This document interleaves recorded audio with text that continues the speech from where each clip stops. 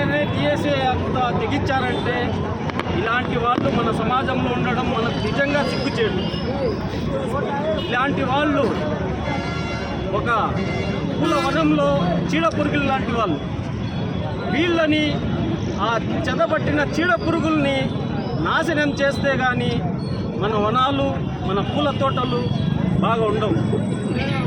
ఈ సభాముఖంగా నేను తెలియజేయడం ఏమనగా, దోషులను అయితే పెట్టుకున్నారు, అన్నగారు కూడా చెప్పారు.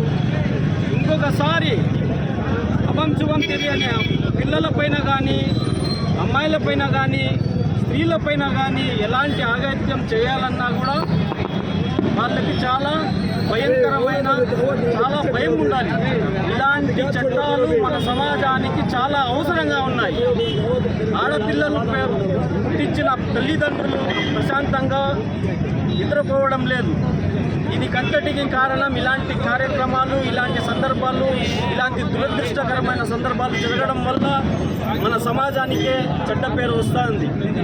ఇంకొక విషయం చెప్పడం ఏమరా అంటే, అభంశుభం తెలియని చిన్నారి పిల్ల 6 ఏళ్ల అమ్మాయిని ఆ అమ్మాయి ఆ చావు టైంలో ఎంత బాధపడిందో, 3 రోజుల తర్వాత గుర్తు తెలియని శవాన్ని ఆ తల్లి చూసినప్పుడు ఆ తల్లి కడుపు వేదన, ఆ తండ్రి యొక్క గుండె బాధ వాళ్ళు ఎలా ఇచ్చేస్తున్నారు.